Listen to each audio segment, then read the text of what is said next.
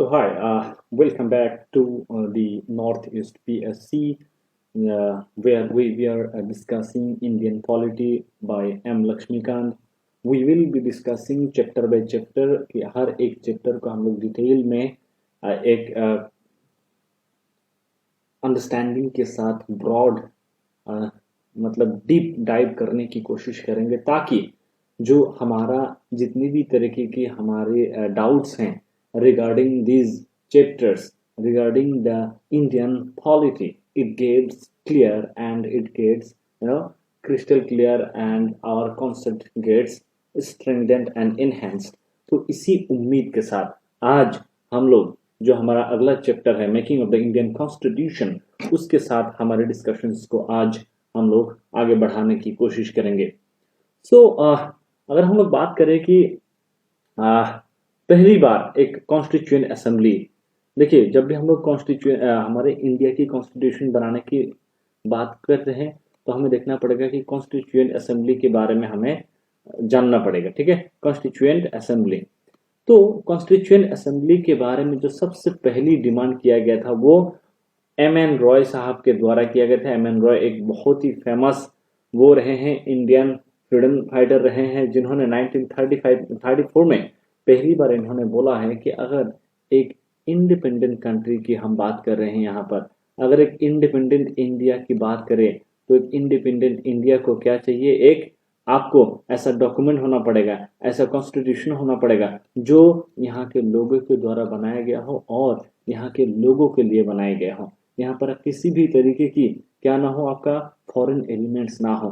तो इस तरीके की एक कॉन्स्टिट्यूशन, इस तरीके की एक लॉ बुक, एक सुप्रीम डॉक्यूमेंट, ठीक है, सुप्रीम डॉक्यूमेंट बनाने के लिए हमें क्या करना पड़ेगा, we will have to have one constituent assembly. देखिए तो कोई भी ऐसा अगर कानून, किसी के भी मन में कोई भी कानून का ख्याल आ रहा है और उस कानून को बनाने का ऐसा तो होगा नहीं, तो प्रॉपर जो हमारे कंसल्टेशन के साथ जो भी एक्सपर्ट्स लोग हैं उन लोगों का होना, इस तरीके की एक कॉन्स्टिट्यूएंट असेंबली की जो पहली बार मांग किया गया था एम.एन. रॉय साहब के द्वारा किया गया था. ठीक है, फिर इंडियन नेशनल कांग्रेस की हम बात करें, इन लोगों ने बोला कि नहीं ये बात तो सही है, या फिर इन लोगों को भी लगता था कि हाँ हमें कॉन्स्टिट्यूएंट असेंबली होना पड़ेगा. See for any country, any state in the world, उनको क्या चाहिए, एक फंक्शनल कॉन्स्टिट्यूशन चाहिए. चाहे उसका हेड ऑफ द स्टेट मतलब जो किंग हो, चाहे मतलब क्या कहते हैं उसको, मोनार्की हो, डेमोक्रेसी हो, ऑटोक्रेसी हो, हर एक कंट्री में जो है आपका वन फॉर्म और अनदर फॉर्म हमारे पास क्या मिलती है, हम देखते हैं कॉन्स्टिट्यूशन होती है. तो ठीक उसी तरह से इंडियन नेशनल कांग्रेस ने भी इस डिमांड को करने लगा कि हमें क्या चाहिए, कॉन्स्टिट्यूएंट असेंबली चाहिए ताकि हम हिंदुस्तान की एक आजाद हिंदुस्तान का कॉन्स्टिट्यूशन को ड्राफ्ट कर पाए. और ये इन लोगों ने एक साल बाद 1935 में करने लगे. तो इंडियन नेशनल कांग्रेस के बिहाफ पे नेहरू जी जो हैं, जवाहरलाल नेहरू, 1938 में वो बोलते हैं कि the constitution of free India must be established without outside interference by a constituent assembly choose on the basis of adult franchise. तो यहाँ पर देखिए, एक तो होता है यूनिवर्सल एडल्ट फ्रेंचाइज और एक होता है एडल्ट फ्रेंचाइज. तो अगर हम लोग 1938 की बात करें, उस टाइम हमारे यहाँ पर यूनिवर्सल एडल्ट फ्रेंचाइज की कॉन्सेप्ट नहीं थी. हमें थोड़ा बहुत वोटिंग राइट मिल जाता है, इसी से हम लोग खुश हो रहे थे, क्योंकि ब्रिटिश लोग जितना हम लोग को ऑफर कर रहा था हम लोग उतने ही में खुश होना चाह रहे थे. तो उस टाइम हम लोग नहीं चाह रहे थे हम लोग out of the box think करें. तो 1938 में जवाहरलाल नेहरू ने ये डिमांड किया कि हमें क्या चाहिए, एक ऐसा बॉडी चाहिए जिसको हम लोग कॉन्स्टिट्यूएंट असेंबली कहते हैं. वो क्या करें, उनको हम लोग किस बेसिस पे चुने, एडल्ट फ्रेंचाइज के तौर पे. जितने भी एडल्ट लोग हैं वो लोग, जो लोग एलिजिबल हैं वो लोग वोट देने के बाद एक कॉन्स्टिट्यूएंट असेंबली तैयार करें और वो आजाद हिंदुस्तान के लिए, आने वाले कल के लिए एक कॉन्स्टिट्यूएंट असेंबली बना पाए. ठीक है, तो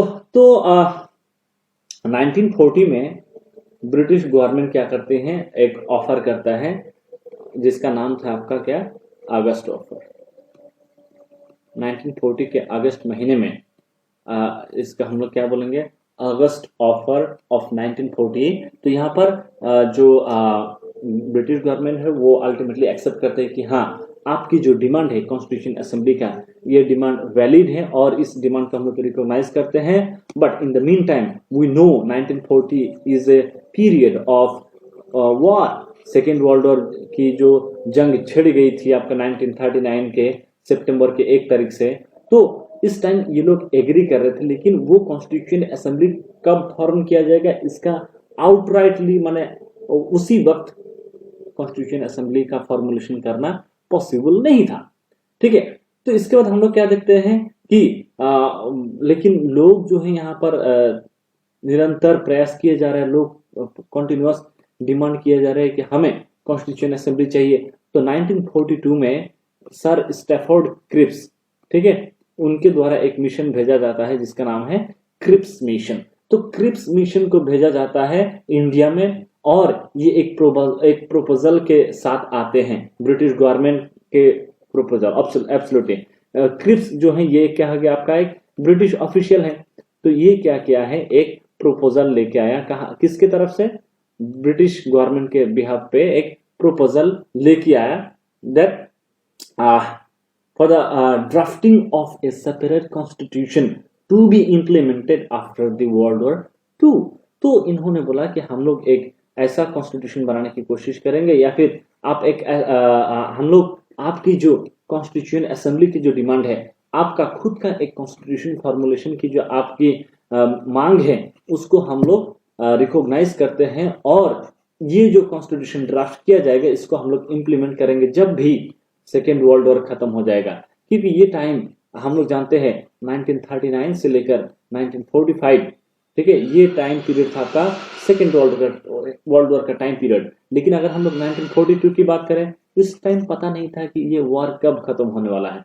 तो इन लोगों ने बोला कि जब वॉर खत्म होगा तब जाके हम क्या करेंगे, इस कॉन्स्टिट्यूशनल जो भी ड्राफ्ट तैयार किया जाएगा उसको हम लोग एक्सेप्ट करेंगे। ठीक है, तो इस तरीके से एक डिमांड लेके आया गया क्रिप्स मिशन के द्वारा, ठीक है, सर स्टैफोर्ड क्रिप्स के द्वारा। लेकिन मुस्लिम लीग इन्होंने बोला कि नहीं, हम लोग बिल्कुल भी इस बात से एग्री नहीं करते हैं। क्यों? मुस्लिम लीग पहली बार 1940 में एकदम पब्लिक तौर पे, सार्वजनिक तौर पे, ठीक है, डिमांड करते हैं under the leadership of Mohammad Ali Jinnah. ये मांग करते हैं कि हमें क्या चाहिए, एक आजाद, एक सेपरेट स्टेट चाहिए मुस्लिम्स के लिए, जिसका नाम था पाकिस्तान। तो इन लोगों ने 1940s में पाकिस्तान का डिमांड किया, और हम लोग क्या देखते हैं, क्रिप्स मिशन आता है आपका 1942 में। ठीक है, तो ये बोलते हैं कि ये जो मिशन है क्रिप्स मिशन, हम इसका विरोध करते हैं। क्यों? क्योंकि हमें कोई भी एक यूनिफाइड कॉन्स्टिट्यूशन असेंबली का ना तो पार्ट बनना है, ना तो हमें उस तरह की कॉन्स्टिट्यूशन चाहिए, हमें चाहिए भैया अलग देश। तो इस तरीके की ये मांग थी, और इन लोगों ने रिजेक्ट किया। क्रिप्स मिशन की जो भी प्रपोजल थी उसको रिजेक्ट करता है। ठीक है, और तुरंत जब ये बात नहीं बनी, और ब्रिटिश गवर्नमेंट कभी भी नहीं चाह रहा था। देखिए, जब हम लोग बात कर रहे हैं वर्ल्ड वॉर 2 की, तो उस टाइम बहुत ज्यादा मटेरियल वेस्ट भी, मटेरियल लॉस, और आपका जो ट्रूप्स, सेनाओं की जो वो है लॉस है, बहुत ज्यादा हो रहा था ब्रिटिश गवर्नमेंट की तरफ से। तो ये लोग नहीं चाहते थे कि और कोई ह्यूमिलिएशन हो इनकी जो आपका कॉलोनीज थे, ठीक है, सच एज इंडिया। तो इस तरीके की कॉलोनियल कंट्रीज में अगर कोई विवाद खड़ा हो जाए, अगर कोई आपका प्रोटेस्ट, जंग छिड़ जाए, तो और ज्यादा डिजास्टर्स हो जाएगा ये वर्ल्ड वॉर 2 उनके लिए। तो ये चाह रहे थे कि इंडिया में किसी भी तरीके की नया टेंशन इमर्ज ना हो, इसीलिए इन्होंने क्या किया, एक कैबिनेट मिशन भेजता है। ठीक है, 1946 में आता है cabinet mission, was eventually dispatched to India. It proposed a plan for the Constitution Assembly। और इन लोगों ने बोला कि हम लोग एक ऐसा कॉन्स्टिट्यूशन असेंबली की प्रपोजल करते हैं that the Muslim League approved of while rejecting the idea of the two constitution assemblies। तो मुस्लिम लीग चाहते थे कि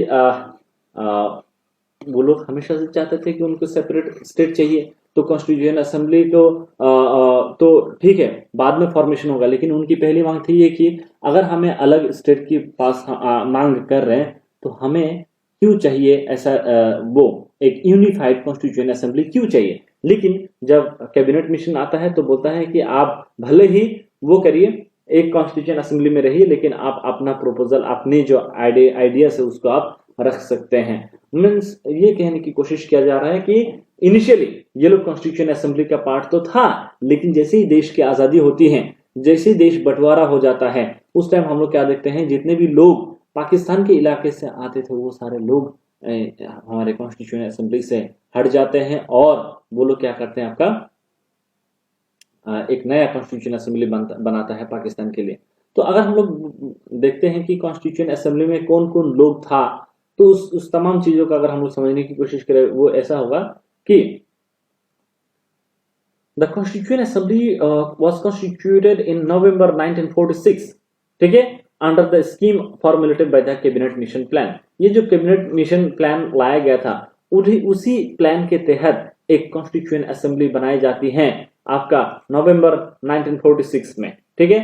तो 9 नवंबर 1946 में पहली बार वो होती है, मीट होती है, और 13 नवंबर 1946 में पहली बैठक होती है। खैर, तो इस कॉन्स्टिट्यूशन असेंबली में कौन कौन लोग था, कहां से, कौन से इलाके से, कौन से कैटेगरी के लोग, कितने लोग यहां पर शामिल हो रहा था। So the Constituent Assembly was to have 389 members in total। तो यहां पर बताया गया कि पूर्ण तरीके से अगर हम देखें 389 मेंबर्स होगा हमारे कॉन्स्टिट्यूशन असेंबली के अंदर, ठीक है। और उसमें जो आपका 296 सीट्स जो होगा वो ब्रिटिश इंडिया के द्वारा फिल किया जाएगा। ब्रिटिश इंडिया में क्या होगा, आपका 292 आएगा हर एक अलग अलग प्रोविंसेस से, और 4 आएगा आपका वो जो आपका बॉम्बे, मद्रास, कलकत्ता, ठीक है।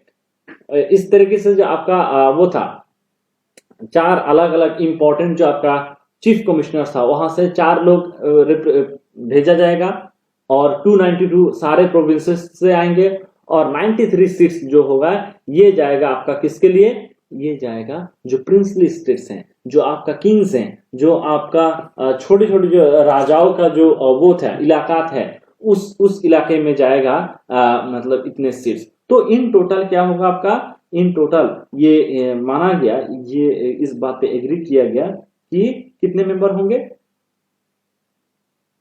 389 मेंबर होंगे। ये बहुत ही इंपॉर्टेंट है, ये आपको याद रखना पड़ेगा, ठीक है। Okay, moving ahead, seats were to be distributed proportionally to each province and princely state। तो क्या किया जाएगा, सीट्स ऐसा नहीं है कि जहां पर ज्यादा पावरफुल लीडर है वहां पर ज्यादा सीट्स दिया जाएगा, ऐसा नहीं। अगर 10 लाख लोग हैं, 10 लाख लोगों को रिप्रेजेंट किया जाएगा किसके, कितने के द्वारा, 10 लाख लोगों को रिप्रेजेंट किया जाएगा 1 सीट के तहत। तो इस तरह से सीटें बांट दिया गया, मतलब 10 लाख लोगों के लिए एक रिप्रेजेंटेटिव चुना गया कॉन्स्टिट्यूएंट असेंबली के अंदर, ठीक है। सीट्स जो था, seats allocated to each British provincial seats were to be divided among 3 principal communities. जितने भी आपका ब्रिटिश प्रोविंसेस के जो आपका सीट्स था, वो तमाम सीटें 3 अलग कम्युनिटीज के बीच में प्रोपोर्शनली आपका क्या करना चाहिए था, बांट देना चाहिए था। तो मुसलमानों के लिए अलग सीट्स, ठीक है, मुसलमान पॉपुलेशन के ऊपर बेस करके उनके लिए कुछ सीट्स रिजर्व किया जाए। फिर आपका जो सिख पॉपुलेशन है, सिख पॉपुलेशन के लिए रखा जाए, और जनरल पॉपुलेशन मतलब वो सारे लोग जो मुस्लिम और सिख नहीं है वो सारे लोग आ जाते हैं आपका जनरल पॉपुलेशन में। तो वैसे में जो ब्रिटिश प्रोविंशियल के इलाके में जितने भी सारे सीट्स था उसको 3 अहम कैटेगरीज में डिवाइड करने की आवश्यकता थी। फिर हम लोग क्या देखते हैं, the representatives of each community were to be elected by members of that community in the provincial legislative assembly via proportional representation by means of single transferable vote। तो जो आपकी बात हो रही है कि हर एक कम्युनिटी को किस तरह से रिप्रेजेंट किया जाएगा। अगर हम बात करें, एक मुस्लिम इलाका है, ठीक है, एक इलाका है जहां पर मुस्लिम पॉपुलेशन बहुत ज्यादा है, एक इलाका है जहां पर सिख पॉपुलेशन ज्यादा है।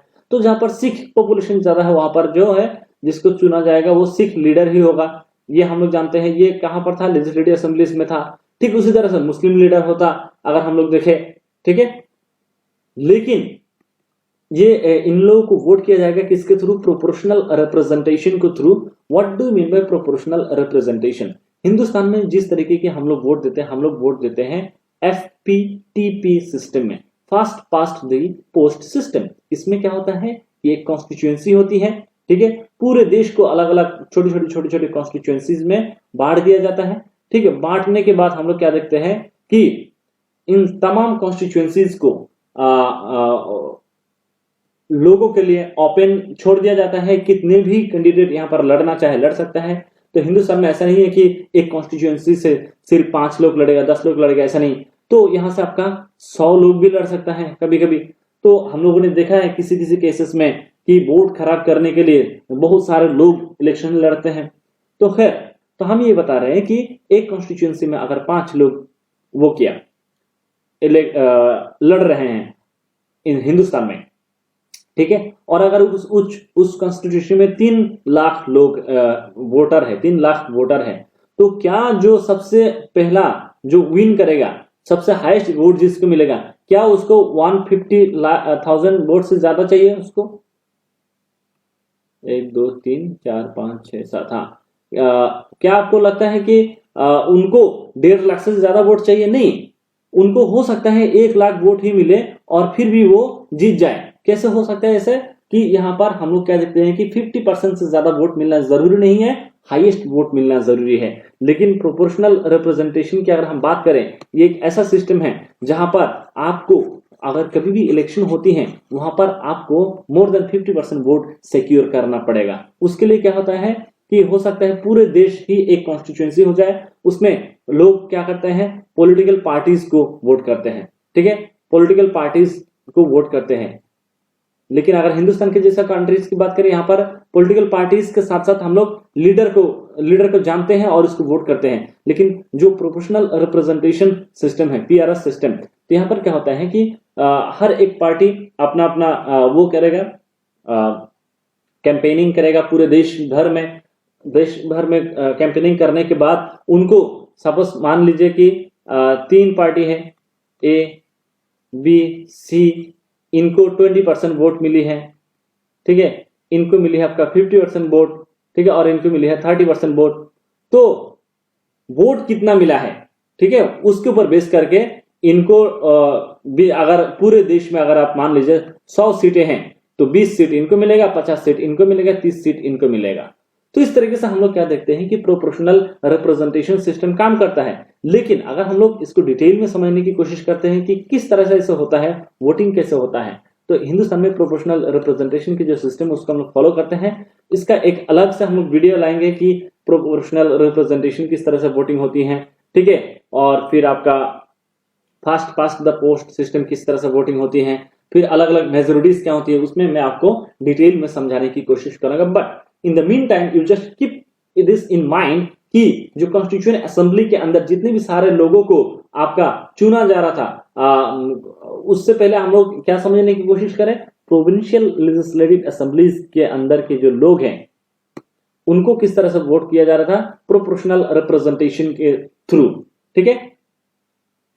So, the representatives of the princely states were to be nominated by the heads of the princely states. जो भी किंग होगा, जो भी क्वीन होगा, वो लोग क्या करेंगे, आपका रिप्रेजेंट करेंगे, या फिर उनको वो लोग नॉमिनेट करेगा कि हम किसको भेजना चाहते हैं कॉन्स्टिट्यूएंट असेंबली के अंदर। तो इस तरीके से जो हमारा कॉन्स्टिट्यूएंट असेंबली जो था, जो 1946 में बनाया गया, उसमें हम लोग क्या देखते हैं, ब्रिटिश प्रोविंशियल ब्रिटिश प्रोविंसेस से भी लोग आ रहे थे।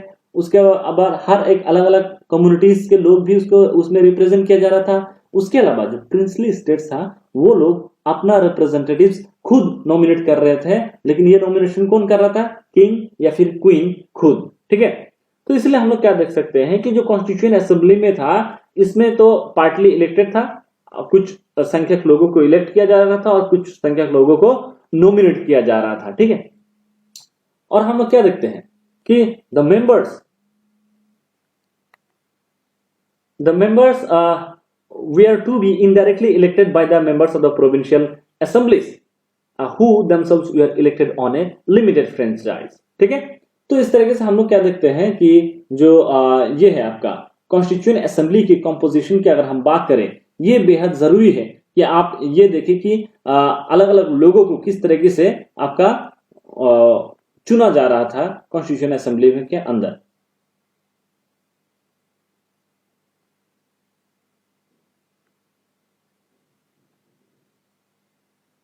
ठीक है, तो कॉन्स्टिट्यूएंट असेंबली के लिए जो आपका इलेक्शंस हो रही थी, ठीक है, the elections to the constituent assembly for 296 British Indian provinces seats were held in July अगस्त 1946। जुलाई अगस्त 1946 के दौरान हम लोग क्या देखते हैं कि कॉन्स्टिट्यूएंट असेंबली के जो 296 सीट्स था उसके लिए आपका इलेक्शंस किया गया। ठीक है, और 296 में अगर इलेक्शन हुआ तो बाकी जो 93 सीट्स था वो तो आना था प्रिंसली स्टेट से, और प्रिंसली स्टेट्स के जो सीट था वो क्या था आपका नॉमिनेटेड था।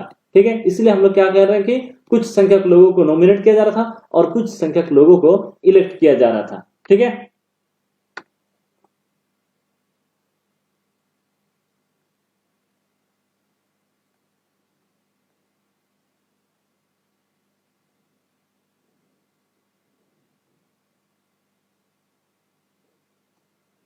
The Indian National Congress won 208 seats, Muslim league won 73 seats, और जो बाकी छोटे छोटे जो आपका ग्रुप्स था या फिर वो था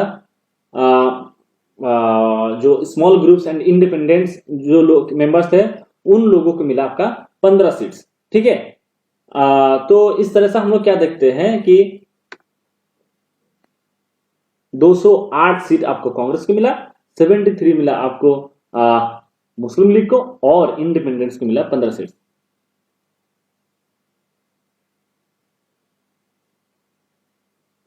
आई होप आपको समझ में आ रही है।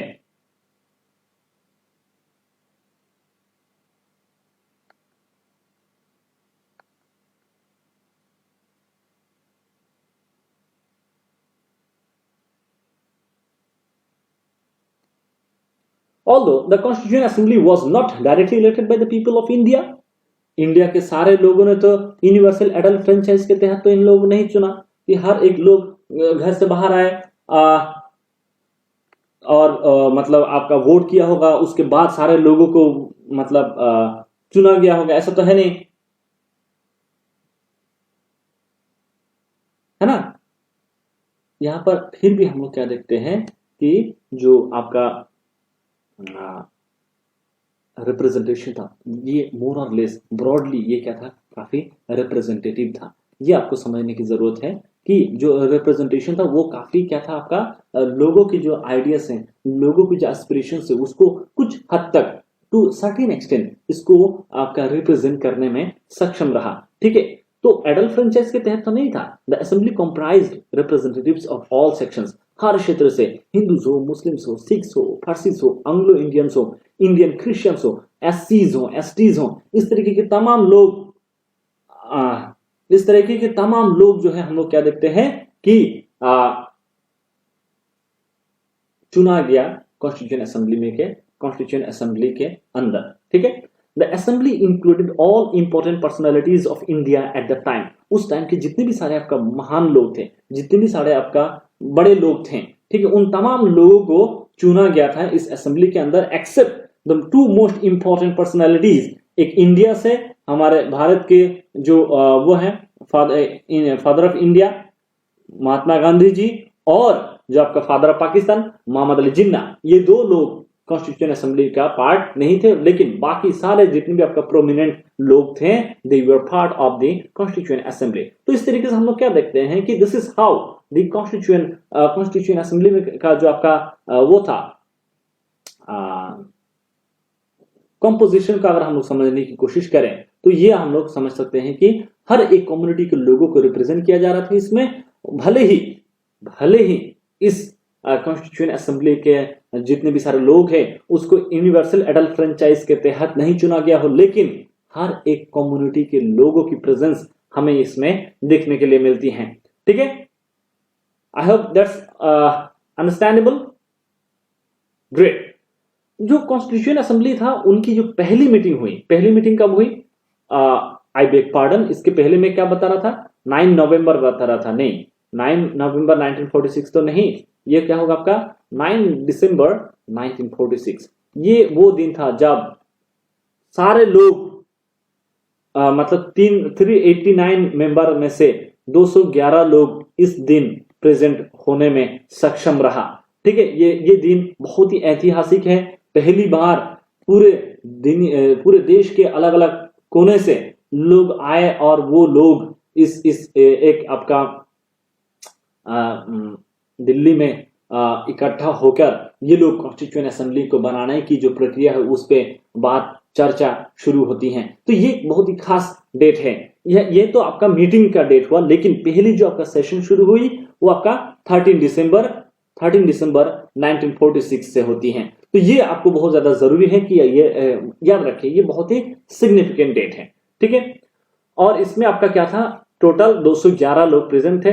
जो अब वो किसको किया जाएगा, क्या कहते हैं उसको, प्रेसिडेंट किसको चुना जाए। पहली मीटिंग है भाई, पहला दिन है, इस दिन हम लोग किसको प्रेसिडेंट बनाए, और पता नहीं कौन बुरा मान जाए, किसको लगे कि हाँ मैं बहुत ज्यादा, मेरा तो बहुत नाम है, लोग मुझे बहुत इज्जत करते, लेकिन प्रेसिडेंट तो मुझे बनना चाहिए। तो इन तमाम चीजों को दरकिनार करते हुए, इन तमाम चैलेंजेस को उभर कर इन लोगों ने क्या किया, जो सीनियर मोस्ट मेंबर था जिनका नाम था डॉक्टर सच्चिदानंद सिन्हा, उनको चुना गया टेम्पोररी प्रेसिडेंट के तौर पे।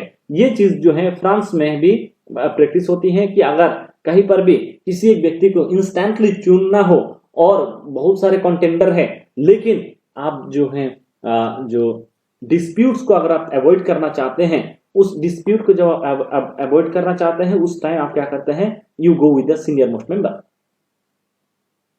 ठीक है,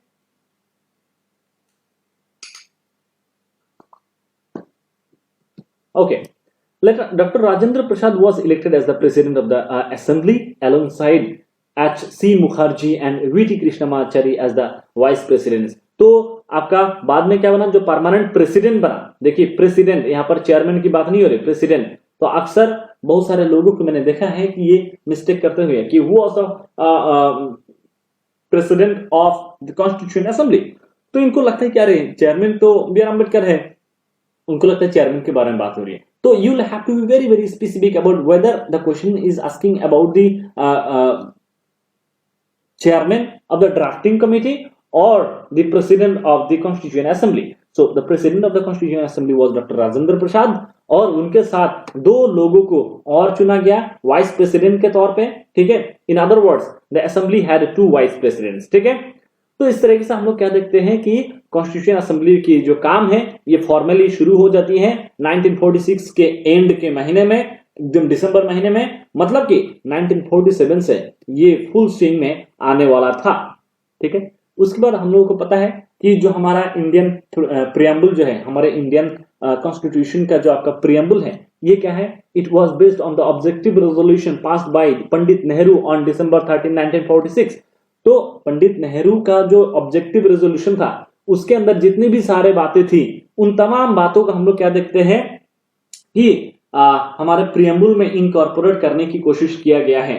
ठीक है, तो ये जो आपका ऑब्जेक्टिव रेजोल्यूशन था, इसमें बहुत सारी चीजें थी, इन्होंने बहुत इलैबोरेट तरीके से यहाँ पर डिस्कस करने की कोशिश किया है कि जो हिंदुस्तान होगी, एक आजाद भारत वर्ष का किस तरीके की ढांचा होगी, एक इंडिपेंडेंट इंडिया का क्या कैरेक्टरिस्टिक्स होगी, क्या इसका मतलब आउटलुक होगा, यहाँ पर अलग अलग धर्म के लोगों के लिए क्या ट्रीटमेंट होगी, क्या हम लोग जस्टिस किस तरीके से प्रोवाइड करेंगे, जो है आपका इक्वलिटी, फ्रेटर्निटी, लिबर्टी, जस्टिस। ठीक है, इन तमाम आइडियल्स के ऊपर ये जो है जवाहरलाल नेहरू अपना ऑब्जेक्टिव रेजोल्यूशन के ऊपर एक इलैबोरेट स्पीच देते हैं। ठीक है, तो इस रेजोल्यूशन को एक्सेप्ट किया गया एकदम पूरी तरीके से, कब, जनवरी 22, 1947 में। It influenced the eventual shaping of the constitution through all its subsequent stages. Its modified version forms the preamble of the present constitution। ये जो आज के डेट के जो हमारा preamble है, ये क्या है, it is nothing but the modified version of the objective resolution passed by Pandit Nehru. ठीक है, आई होप ये चीजें आपको समझ में आ रही है।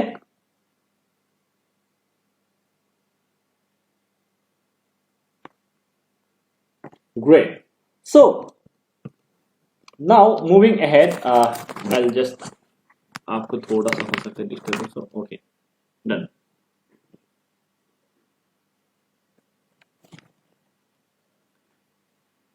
तो ऑब्जेक्टिव रेजोल्यूशन की बात करें तो इन्होंने बोला कि this constituent assembly declares its firm and solemn resolve to proclaim India as an independent sovereign republic and to draw up for her future governance constitution. तो एक इंडिपेंडेंट, जो भी आपका प्रियम्बल में जितने भी सारे चीजें आपको दिखते हैं वही सारे चीजों को ऑब्जेक्टिव रेजोल्यूशन में रखा गया है। आप कहीं पर भी पढ़ना चाहे, you just Google it, you will find ample number of websites providing you the document of objective resolution presented by Pandit Nehru, तो उसका पढ़ सकते हैं, which is I think we can skip this part. Moving ahead with the changes by the Indian Independence Act. तो हम लोग क्या देखते हैं कि जो इंडिया के इंडिपेंडेंस एक्ट की जब हम बात करते हैं उसमें किस तरीके की चेंजेस इंट्रोड्यूस किया गया। ठीक है, जो आपका प्रिंसली स्टेट्स, जो आपका वो था रिप्रेजेंटेटिव्स था, प्रिंसली स्टेट मतलब कि जो भी आपका राजाओं का जहां पर राज था, छोटे छोटे जो आपका किंगडम हुआ करते थे, उन सबका हम लोग प्रिंसली स्टेट्स कह रहे हैं। ठीक है, जहां पर प्रिंसेस हैं। ठीक है, the representatives of the princely states who had stayed away from the constituent assembly gradually joined it. जो लोग शुरू में बोल रहे थे भैया हमें नहीं जाना है इन सब में, वो लोग भी धीरे धीरे ज्वाइन करने लगे। ठीक है, और हम लोग क्या देखते हैं कि अप्रैल 28 को, अप्रैल 28 1947 को हम लोग क्या देखते हैं कि ऑन अप्रैल 28 1947, ठीक है, 6 स्टेट्स के जो लोग हैं, representatives of the 6 states were part of the assembly after the acceptance of the Mountbatten Plan of June 3rd 1947 for the partition of the country. The representatives of the most of the princely states took their seats in the assembly. जैसे ही आपका हम लोग क्या देखते हैं कि इस date को 6 स्टेट के लोग शामिल हो जाते हैं, 6 प्रिंसली स्टेट्स के लोग कॉन्स्टिट्यूशन असेंबली का पार्ट बनता है। और जब पार्टीशन प्लान सामने आ जाता है, पार्टीशन प्लान कौन सा था भैया? पार्टीशन प्लान की अगर हम बात करें, जून 3 की बात आपको पता है। ठीक है, जून 3 का जो प्लान था उसको हम लोग पार्टीशन प्लान भी कहते हैं। तो ये जून 3 प्लान जब आई, उसके बाद हम लोग क्या देखते हैं, जितने भी सारे आपका प्रिंसली स्टेट्स था वो पूरे तेजी के साथ, रफ्तार के साथ भागने लगे कॉन्स्टिट्यूएंट असेंबली में शामिल होने के लिए। ठीक है, जो मुस्लिम लीग था, the members of the Muslim league from the Indian dominion also entered the assembly. अब जब ये तय हो गया कि इंडिया पार्टीशन होने वाला है, इंडिया की बंटवारा होने वाला है, उस टाइम हम लोग क्या देखते हैं, मुस्लिम लीग भी इसमें शामिल हो जाता है कि चलो जब पार्टीशन होगा तब तो देख ही लेंगे, लेकिन फिलहाल के लिए हम लोग इसमें शामिल हो जाते हैं। The Indian independence act of 1947 made the following 3 changes in the position of the assembly. तो इस असेंबली के अंदर 3 इंपॉर्टेंट चेंजेस इन्होंने इंट्रोड्यूस करने की कोशिश किया। तो बोला कि जो आपका कॉन्स्टिट्यूएंट असेंबली है, इसको क्या बनाया गया, एक फुल्ली सॉवरेन बॉडी बनाया गया। ठीक है, फुल्ली सॉवरेन बॉडी मतलब फुल्ली पावरफुल बॉडी, जो हर एक डिसीजन जो है हिंदुस्तान के अंदर को लेकर, जितने भी मतलब इंडिया को लेकर जितने भी सारे आपका डिसीजन लेना हो, वो सारे डिसीजन कॉन्स्टिट्यूशन असेंबली लेगा, इतना पावरफुल बनाया गया। ठीक है, the act empowered the assembly to abrogate or alter any law made by the British parliament in relation to India. Hindustan के पर्सपेक्टिव से, हिंदुस्तान के अंदर इंप्लीमेंट करने के लिए कोई भी कानून जो ब्रिटिश गवर्नमेंट के द्वारा बनाया गया हो, उसको अगर चेंज करना है कर सकता है, अगर उसको डिलीट करना हो तो कर सकते हैं, अगर उसको अल्टर करना हो तो कर सकते हैं। ये तमाम चीजें कॉन्स्टिट्यूशन असेंबली खुद कर सकता है। ये हम लोग क्या देखते हैं कि इतना पावरफुल बना दिया गया, फुल्ली सॉवरेन बॉडी बनाया गया 1947 की इंडियन इंडिपेंडेंस एक्ट के तहत।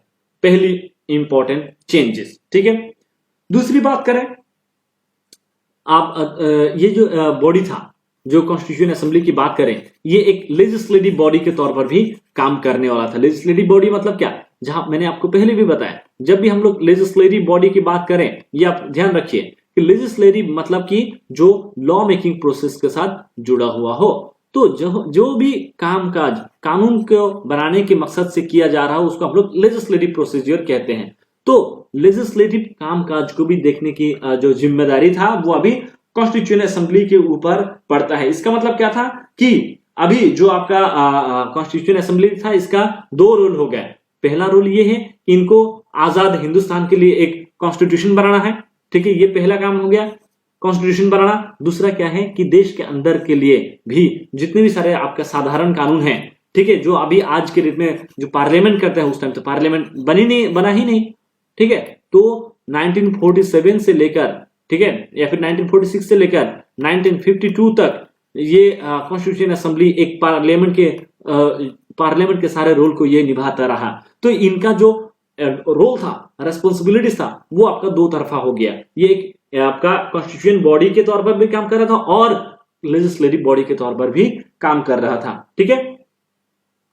तो this two task were to be performed on separate days. इसका मतलब ये नहीं कि दोनों काम आप एक ही दिन में करेंगे, नहीं। तो जिस दिन आप कॉन्स्टिट्यूशन असेंबली से जुड़ा हुआ काम कर रहे हैं, कॉन्स्टिट्यूशन बनाने के काम कर रहे हैं, उस टाइम ठीक है, लेकिन अगर आपको ऑर्डिनरी कानून बनाना है तो आपको दूसरा दिन चाहिए। Thus the assembly became the first parliament of free India, ठीक है। ये भी आपको याद रखना पड़ेगा कि हमारा फ्री इंडिया का पहला पार्लियामेंट क्या था, it was the constituent assembly, ठीक है।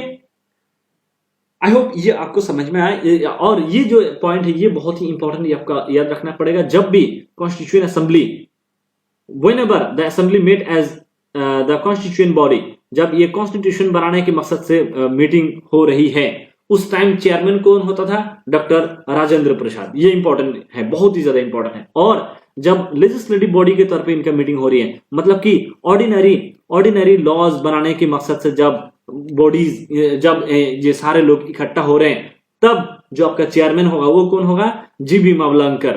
तो ये आपका बहुत ही अहम, बहुत ही इंपॉर्टेंट डिस्टिंग्विशिंग फैक्ट है जो आपको याद रखना पड़ेगा, ठीक है। It is very important. These two functions continued till November 26, 1949, ठीक है। और ये डेट क्यों इंपॉर्टेंट है, ये वो डेट है जिस दिन कॉन्स्टिट्यूशन से जुड़ा हुआ हर एक काम कंप्लीट हो चुका था, लेकिन हम लोग इंप्लीमेंट कब करते हैं, वी इंप्लीमेंट इट ऑन 26 जनवरी 1950। 26 जनवरी 1950 को क्यों किया गया, क्योंकि ये इस डेट, ये जो 26 जनवरी, इस डेट की अहम भूमिका, इस डेट की जो आपका महत्व है उसके अगर हमें समझना है तब हम लोग समझेंगे कि 26 जनवरी क्या हुआ। जब 1929 में लाहौर में इंडियन नेशनल कांग्रेस के द्वारा मीटिंग हुई, आईएनसी के द्वारा, तो वहां पर क्या किया जा रहा है, इन लोगों ने एक रेजोल्यूशन लिया कि हमें देश को, हमारे हिंदुस्तान के एक आजाद देश के तौर पे हमें क्या करना पड़ेगा, प्रोक्लेम करना पड़ेगा। तो ये लोग क्या करते हैं, वहां पर ये रेजोल्यूशन पास करने के बाद 1930 को, 26 जनवरी 1930 को पहली बार क्या किया जाता है, हिंदुस्तान की आजादी या फिर स्वराज हिंदुस्तान को डिक्लेयर किया जाता है। Nonetheless it was an symbolic gesture, but the day holds an immense importance in the history of India. तो हिंदुस्तान के जो हिस्ट्री की बात करें, इसमें इसका बहुत ही अहम भूमिका है। इसलिए इस डेट को और ज्यादा आपका सिग्निफिकेंट बनाने के लिए 26 जनवरी को हमारे कॉन्स्टिट्यूशन को क्या किया जाता है, फोर्स में लाया जाता है। बट तो दूसरा क्या हो गया, कॉन्स्टिट्यूशन असेंबली को फुल्ली सॉवरेन बनेगा पहला। दूसरा क्या किया गया, इसका ड्यूअल रोल होने लगा कि ये लेजिस्लेटिव बॉडी के तौर पर भी काम करेगा। और तीसरी बात क्या था, the Muslim League members withdrew from the Constituent Assembly for India. Consequently, the total strength of the assembly came down to 299 as against 389. तो हम लोग क्या देखते हैं, तीसरी जो इंपॉर्टेंट बदलाव आया इंडियन इंडिपेंडेंस एक्ट के तहत 1947, इस एक्ट की वजह से जितने भी लोग मुस्लिम लीग के लोग थे, जितने भी लोग पाकिस्तान के पार्ट बन गए थे, वो लोग कॉन्स्टिट्यूशन असेंबली को छोड़ के चले जाते हैं। जो पहले आपका 389 मेंबर था वो घट के अब क्या हो गया, आपका 299 मेंबर हो गया, ठीक है। तो हम लोग क्या देखते हैं,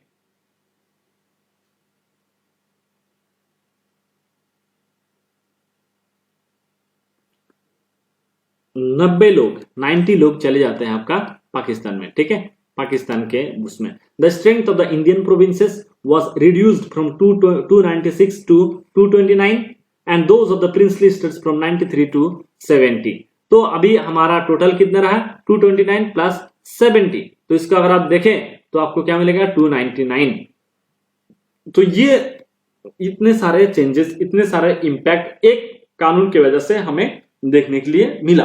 इसके अलावा भी कुछ इंपॉर्टेंट और भी कामकाज था, कुछ और भी इंपॉर्टेंट फंक्शन था जिसको हमें समझने की या फिर डिटेल में डाइव इन करने की जरूरत है। वो क्या है, in addition to the making of the constitution and enacting of ordinary laws, ये जो आपका हम बता रहे थे कि कॉन्स्टिट्यूशन असेंबली का जो कामकाज था अब ड्यूअल हो गया है, दो तरह के काम कर रहे थे। इसके अलावा अगर हम देखें, the constitution assembly also performed the following functions. क्या क्या था, it ratified the India's membership of the Commonwealth in May 1949। ठीक है, जो कॉमनवेल्थ मतलब कि जो ब्रिटिश गवर्नमेंट के अंदर में जितने भी सारे कंट्रीज आता था पहले, ब्रिटिश जहां जहां पर भी जिस कंट्री के ऊपर भी रूल करता था, ठीक है, जितने भी सारे कंट्रीज के ऊपर कॉलोनाइज कर चुका था, उन तमाम कंट्रीज को कॉमनवेल्थ का मेंबर बना लिया। ठीक है, कॉमनवेल्थ। तो इसके अंदर इस कंट्री का इस पर्टिकुलर ऑर्गेनाइजेशन कॉमनवेल्थ का पार्ट बनने के लिए इंडिया के तरफ से रेटिफिकेशन वेरीफाई करना था कि हाँ इंडिया भी इसका पार्ट बन गया। तो ये काम कौन करेगा, ये कॉन्स्टिट्यूशन असेंबली करता है। कब करता है, 1949 के मई महीने में। ठीक है, दूसरा इंपॉर्टेंट काम क्या करता है, it adopted the national flag. India के लिए क्या चाहिए था, एक आपका नेशनल फ्लैग चाहिए था, और ये कब हुआ, जुलाई 22, 1947। ठीक है, इस दिन, ये वो दिन था जब इंडिया के लिए तिरंगा जो है आपका एक नेशनल फ्लैग, उसको एडॉप्ट किया जाता है। उसके अलावा अगर हम देखें, it adopted the national anthem on January 24, 1950 को इंडिया की नेशनल एंथेम। ठीक है, क्या किया जाता है, नेशनल एंथेम एडॉप्ट किया जाता है। 1947 में हम लोग क्या देखा कि नेशनल फ्लैग एडॉप्ट किया गया। और उसके अलावा भी हम लोग क्या देखते हैं कि 24 जनवरी को ही, सेम डे जिस दिन नेशनल एंथेम एडॉप्ट किया गया, उसी दिन नेशनल सॉन्ग भी एडॉप्ट किया जाता है। तो national song Vande Mataram, national anthem Jana Gana मन अधिनायक जय है। ठीक है, उसके बाद जब हिंदुस्तान की पहली इलेक्शन हुई, पहले इलेक्शन होना बाकी था। पहला इलेक्शन कब होता है, 1951 के एंड में और 1952 के बिगिनिंग में खत्म होता है। तो लेकिन हिंदुस्तान को, एक आजाद हिंदुस्तान को एक क्या चाहिए था, प्रेसिडेंट चाहिए था, और उस प्रेसिडेंट को चुनता है कॉन्स्टिट्यूशन असेंबली, खुद चुनता है डॉक्टर राजेंद्र प्रसाद को। कब, 24 जनवरी 1950 को। तो 24 जनवरी 1950 बहुत ही इंपॉर्टेंट डेट है, और ये सारे कामकाज कॉन्स्टिट्यूशन असेंबली खुद किया है। तो सोचिए कितना इंपॉर्टेंट रोल अदा कर रहे थे, कितना इंपॉर्टेंट रोल प्ले कर रहे थे ये कॉन्स्टिट्यूशन असेंबली। ठीक है, in all the constitution assembly had 11 session over 2 years। ठीक है, 11 months and 18 days। ये बहुत ही इंपॉर्टेंट, हमने जब स्कूल में थे तो उस दिन पूछा जाता था कि कितने दिन ये कॉन्स्टिट्यूशन असेंबली की मीटिंग कब, कितना लंबा हुआ। तो कोई लोग बोलते 3 साल, कोई लोग बोलते नहीं 3 साल नहीं 2 साल।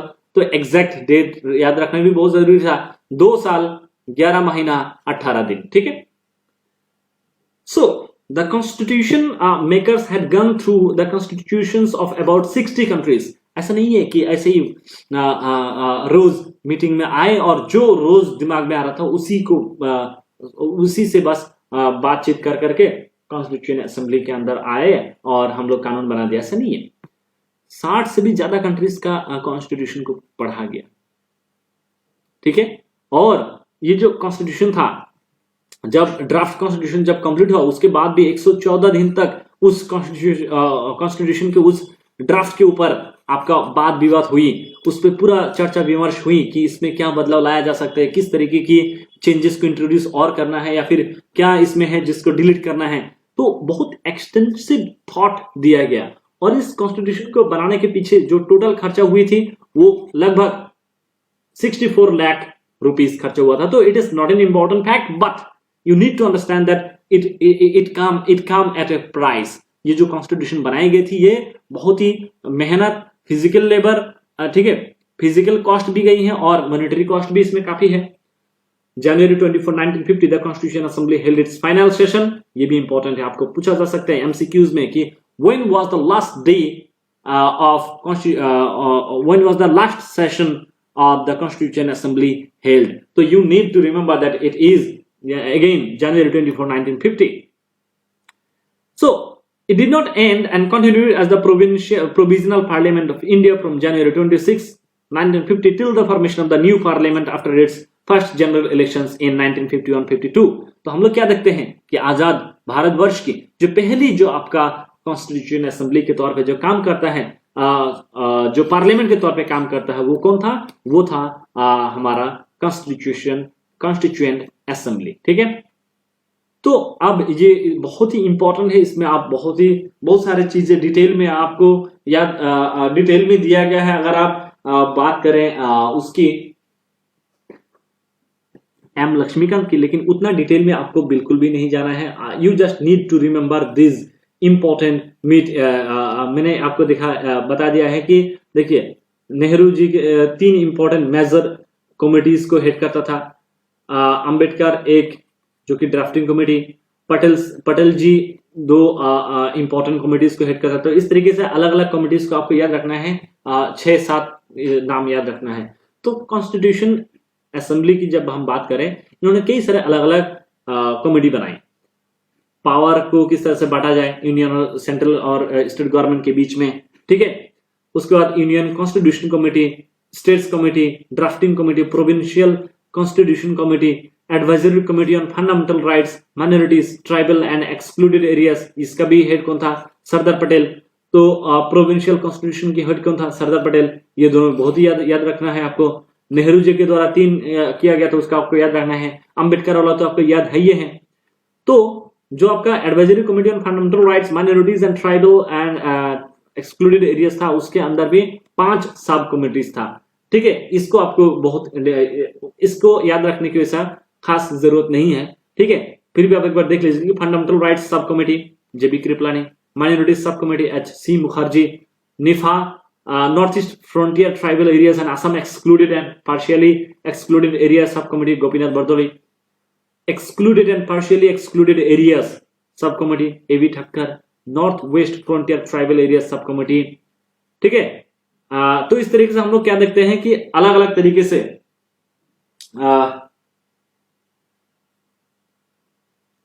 इसका जो हेड था ये आपका पटेल खुद थे, और उसके बाद 2 और थे।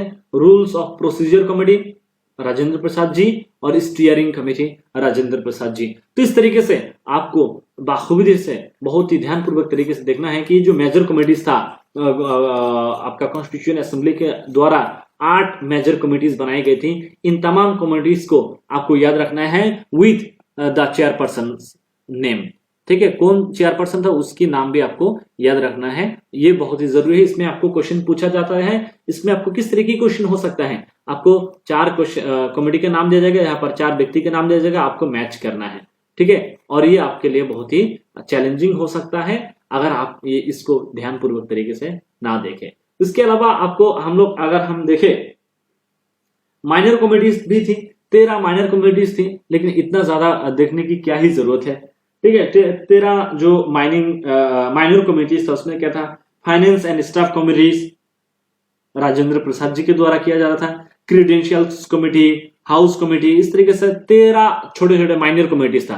तो मेजर कमेटीज ज्यादा जरूरी है मुझे लगता है। ठीक है, तो माइनर कमेटीज को आप फॉर द टाइम बिंग आप वो कर सकते हैं, इसको इग्नोर कर सकते हैं। ठीक है, it's not a big deal. Now moving ahead with the drafting committee. So drafting committee के बारे में थोड़ा सा जानना, ये जो इसमें जो 7 लोग था, मेंबर था, ये बहुत ही जरूरी है कि आप इसको याद रखें। 7 मेंबर्स था। पहली बात तो ये फैक्ट याद रखिएगा कि ड्राफ्टिंग कमेटी के अंदर कितने मेंबर था। ठीक है, तो among all the committees of the Constituent Assembly, the most important committee was the drafting committee, set up on August 29, 1947. ये सबसे ज्यादा इंपॉर्टेंट कमेटी था। बाकी जितने भी सारे कमेटी था उन सब में से अगर हम बात करें, उससे भी ज्यादा इंपॉर्टेंट है आपका सारे कमेटी से ज्यादा इंपॉर्टेंट है drafting committee. It was this committee that was entrusted with the task of preparing a draft of the new constitution. एक नया कॉन्स्टिट्यूशन को किस तरीके से बनाना है, उसकी जो ड्राफ्ट है, उसकी जो ढांचा है, ठीक है, उसको फॉर्मुलेशन करने के लिए पूरा जिम्मेदारी इस कमेटी के ऊपर था। इसमें आपका 7 मेंबर था, चेयरमैन पता है आपको ऑलरेडी। उसके अलावा और कौन कौन थे?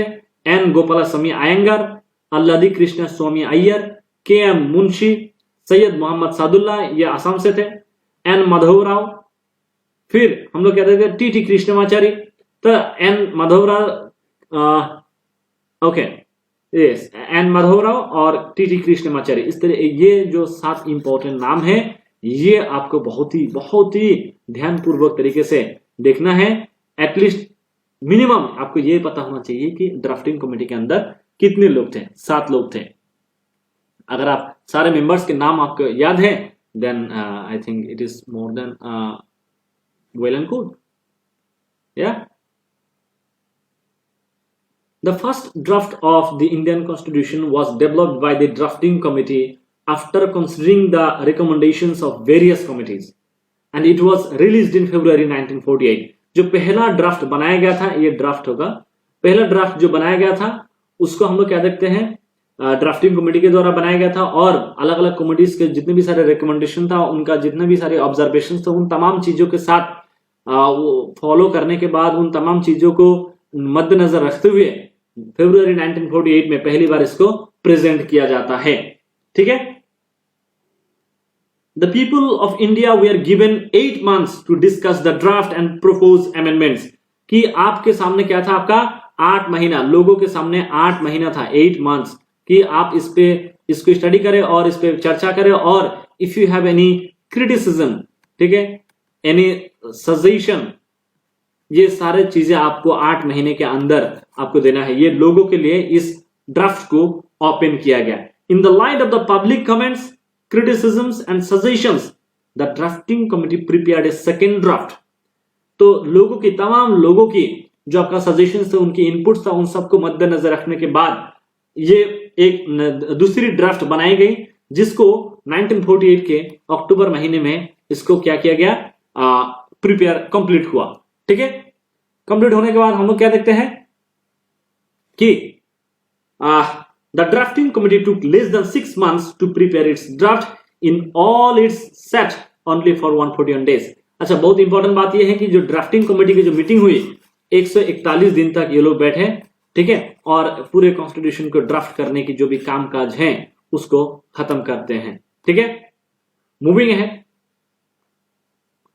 Enactment of the constitution. अब कॉन्स्टिट्यूशन को किस तरीके से इनेक्ट किया गया, ये अहम है, ये जरूरी है।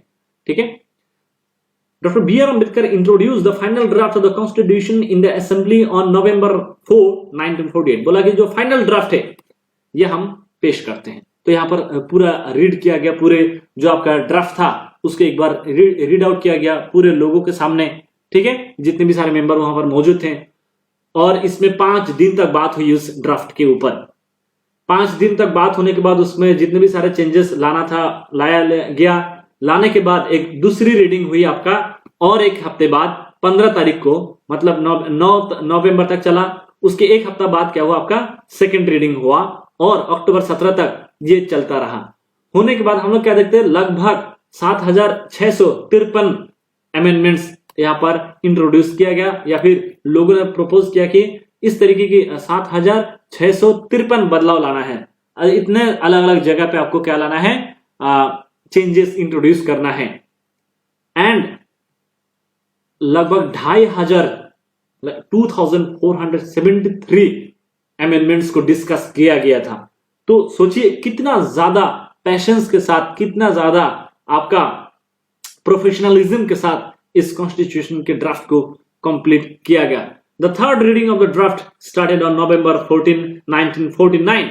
डॉक्टर बी आर अम्बेडकर उन्होंने बोला कि ये जो the constitution as settled by the assembly be passed. तो इन तमाम ये जब November 14 नवंबर के बाद से जब रीडिंग शुरू हुई, तीसरी रीडिंग, वो जब कंप्लीट हुआ, उसके बाद बी आर अम्बेडकर बोलते हैं अभी हम लोग we assume the constitution to be passed।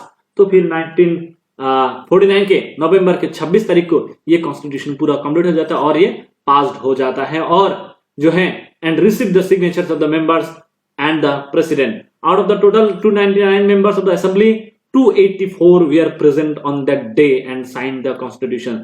ये कितनी बहुत बहुत बड़ी बात होती है। इतने मतलब सिर्फ 15 मेंबर्स की एब्सेंस होना, it shows the great willingness of the members, the great willingness and commitment to the cause of independent India. तो ये आप देख सकते हैं कि 284 लोगों का प्रेजेंट होना कितनी बड़ी बात होती है। This is also the date mentioned in the preamble as the date on which the people of India in the Constituent Assembly adopted, enacted and gave to themselves this constitution. अगर आप अपना preamble को उठा के देखेंगे तो उसमें आपको देखने के लिए मिलेगा कि ये डेट हमारा कॉन्स्टिट्यूशन हमारे प्रियम्बल में लिखा है कि इस डेट को हम लोग एडॉप्ट किया था कॉन्स्टिट्यूशन को। तो जब कॉन्स्टिट्यूशन जिस दिन एडॉप्ट किया जा रहा था उस दिन एक प्रियम्बल था हमारे साथ, 395 आर्टिकल्स था और 8 शेड्यूल्स था उसके बीच में, उसके अंदर, ठीक है। The preamble was enacted after the entire constitution was already enacted. ये बहुत ही इंपॉर्टेंट फैक्टर है। आपको लगेगा प्रियम्बल तो सबसे ऊपर का पेज है, तो इसका मतलब प्रियम्बल सबसे पहले बनाया होगा। नहीं, प्रियम्बल सबसे आखिरी में बनाया गया था। डॉक्टर बी आर अम्बेडकर, इन्होंने क्या किया, उस टाइम लॉ मिनिस्टर बन गया, ठीक है। piloted the draft constitution in the assembly. He is recognized as the father of the constitution of India. This brilliant writer, constitutional expert, undisputed leader of the scheduled castes and the chief architect of the constitution of India is also known as the modern Manu. तो ये आप देख सकते हैं कि इस तरीके से हमारे हिंदुस्तान की जो कॉन्स्टिट्यूशन है उसको कंप्लीट किया गया, उसको बनाया गया, ठीक है। तो उसके बाद अगर हम देखें इंप्लीमेंट कब किया जा रहा था, तो 1949 में तो ये कंप्लीट हो चुका था, है ना। The remaining provisions of the constitution came into force. अच्छा, जो आपका सिटीजनशिप की बात करें, citizenship, election, provisional parliament, temporary and transitional provisions, short title, ये तमाम चीजें 1949 में ही इंप्लीमेंट हो गया।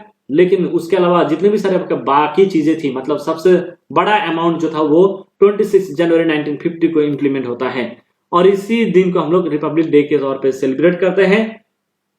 जनवरी 26 किस लिए लिया गया था ये मैंने आपको पहले भी बताया, ठीक है। नाउ कुछ कॉन्स्टिट्यूशन असेंबली को क्रिटिसाइज किया जाता है कुछ कुछ मामलों में। अगर हम देखें तो ये भी एक बार देख लेते हैं कि what are the basis on which the constituent assembly is criticised. तो बोला कि पूरी तरह से रिप्रेजेंटेटिव नहीं था, बहुत ही गिने चुने लोग वहां पर गए थे और ये लोग, इन लोगों को यूनिवर्सल एडल्ट फ्रेंचाइज के द्वारा भी नहीं चुना गया था, ठीक है। और मतलब जो एक तो ब्रिटिश प्रोविंसेस से आते थे और प्रिंसली स्टेट्स से, प्रिंसली स्टेट्स से जो लोग आ रहे थे वो लोग थे आपका नॉमिनेटेड, ठीक है। और हम लोग क्या देखते हैं, तो यही बोलते हैं कि हर एक व्यक्ति की जो एस्पिरेशन है, उनकी जो डिमांड है, उसको कहीं ना कहीं रिप्रेजेंट नहीं हुई यहां पर। और क्या बोला कि नॉट ए सॉवरेन बॉडी, सबसे पावरफुल बॉडी ये नहीं है, ठीक है। बोला कि जो क्रिटिक्स, जो लोग क्रिटिसाइज करते हैं वो लोग बोलते हैं कि the British government's idea were used to form the constituent assembly, it was not an independent entity. तो बोला कि ये एक आजाद एक बॉडी नहीं था, इंडिपेंडेंट बॉडी नहीं था। और उन लोगों को ऐसा लगता है कि ब्रिटिश गवर्नमेंट ने इनको पावर दिया था। ऐसा नहीं कि कॉन्स्टिट्यूएंट असेंबली के अंदर खुद पावर था मीटिंग कैरी आउट करने का, लोगों से मिलने का, ऐसा नहीं। इन लोगों को मीटिंग बुलाना, बातचीत करना, ये तमाम पावर किसी और ने दिया है। तो अगर कोई और दिया है तो सॉवरेन कैसे हुआ? तो ये इस तरह से क्रिटिसाइज करते हैं। आप एग्री करते हैं, नहीं करते, it's up to you. Time consuming अगर हम बात करें, 2 साल 11 महीना 18 दिन इतना टाइम लगा। तो ये बोलते हैं कि बहुत ही लंबा टाइम पीरियड इसमें जाया गया है, इसमें बहुत ही टाइम वेस्ट हुआ है। नाजिरुद्दीन अहमद बोलते हैं कि gave the drafting committee a new moniker to express his disdain for it। बोले कि ये हमारा ड्राफ्टिंग कमेटी नहीं था, ये ड्रिफ्टिंग कमेटी था। ये बहुत ही ज्यादा क्या था, आपका स्लो तरीके से काम करता था। फिर और लोग ये भी बोलते हैं कि इसमें ज्यादा से ज्यादा लोग कांग्रेस के लोग थे। ग्रेनवाइल ऑस्टिन की अगर हम बात सुने, in an essentially one party nation The Constituent Assembly was a one-party assembly. According to American constitutional historian Granville Steen, the Congress represented by the Assembly represented India. तो कांग्रेस पार्टी ही क्या था, इंडिया को represent कर रहा था। और बहुत सारे लोग बोल रहे हैं कि इसमें जो आपका ज्यादातर लोग था वो लोग सिर्फ लॉयर थे, या आइदर लॉयर और पॉलिटिशियन, दूसरे कोई प्रोफेसर होना, बड़े इकोनॉमिस्ट होना, ठीक है, मतलब हिस्टोरियन होना, इस तरह के लोग तो नहीं थे। तो ये भी बहुत ही ज्यादा क्या था, आपका एक तरीके के लोगों के ये क्या बन चुका था, अड्डा बन चुका था। और फाइनली ये बोलते हैं कि ज्यादा से ज्यादा लोग इसमें क्या था, आपका हिंदू रिलीजन से आते थे, ठीक है। According to some critics the constitution assembly was a Hindu dominated body. Lord Viscount Simon called it a body of Hindus. Viscount Simon बोलते हैं ये हिंदूज का बॉडी था। विंस्टन चर्चिल बोलते हैं commented that the Constituent Assembly represented only one major community in India। तो इस तरीके से हम लोग आपको कॉन्स्टिट्यूशन असेंबली की जो क्रिटिसिज्म है वो भी आपको याद रखना पड़ेगा। It is very important, very very important कि आप कॉन्स्टिट्यूशन असेंबली के जो वो है क्रिटिसिज्म है, इसको आप ध्यानपूर्वक तरीके से याद रखें, ठीक है। मूविंग अहेड, कुछ फ्यू फैक्ट्स है जो एमसीक्यूज में अक्सर पूछा जा सकता है, ये भी आप देख लीजिएगा। कॉन्स्टिट्यूशन असेंबली का जो आपका सील था, सिंबल का जो सील था, धप्पा मारना, उसमें क्या था, क्या चुना गया था, उसके लिए एलिफेंट चुना गया था। बीएन राव जो था वो कॉन्स्टिट्यूशन असेंबली का क्या था, आपका कॉन्स्टिट्यूशनल एडवाइजर था, लीगल एडवाइजर। मतलब कि हर एक जो आपका पॉलिटिशियन होता है उसका एक क्या होता है, बहुत बड़े बड़े जो आपका इंडस्ट्रियलिस्ट होते हैं उसका एक पॉलिटिकल एडवाइजर होता है, एक लीगल एडवाइजर होता है जो आपका कानून के नॉलेज ज्यादा होता है जिसके पास, और वो कानून से जुड़ा हुआ बहुत सारे एडवाइसेस दे सकता है। तो इस काम के लिए सर बीएन राव को चुना गया था। HVR आयंगर साहब को चुना गया था secretary of the constitution assembly के तौर पे। SN मुखर्जी क्या बोला गया था इनको, he was the chief draftsman of the constitution. Prem Behari Narain Raizada, ये क्या था, इंडियन कॉन्स्टिट्यूशन को खुद हाथ से खूबसूरत तरीके से एकदम आपका डिजाइन करके लिखना, ये बहुत ही इंपॉर्टेंट एक फैक्ट है।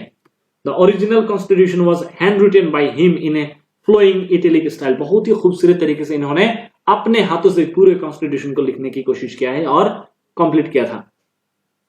The original version was beautified and decorated by artists from Shanti Niketan, including Nandalal Bose, Behar Ram Manohar Sinha. Behar Ram Manohar Sinha illuminated, beautified and ornamented the original preamble calligraphed by Prem Bihari Narayan Raizada. The calligraphy of the Hindi version of the original constitution was done by Vasant Krishnan Vaidya and elegantly decorated and illuminated by Nandalal Bose. तो इस तरीके से ये बहुत ज्यादा important, आखिरी वाला 3 point आप छोड़ सकते हैं, लेकिन ऊपर के ये जो आपका 4 पॉइंट है, ये 5 पॉइंट आप याद रखिएगा, बहुत ही काम का है, ठीक है। That shall be all about the making of the Indian Constitution. I hope आपको पूरा समझ में आया है कि how the Constitution was made, कितना मेहनत इसमें लगा, कितना डेडिकेशन, कितना कन्विक्शन लगा। We will be back with our next chapter called Salient Features of the Constitution. That shall be all for today. Thank you so much. See you in the next lecture. Bye bye.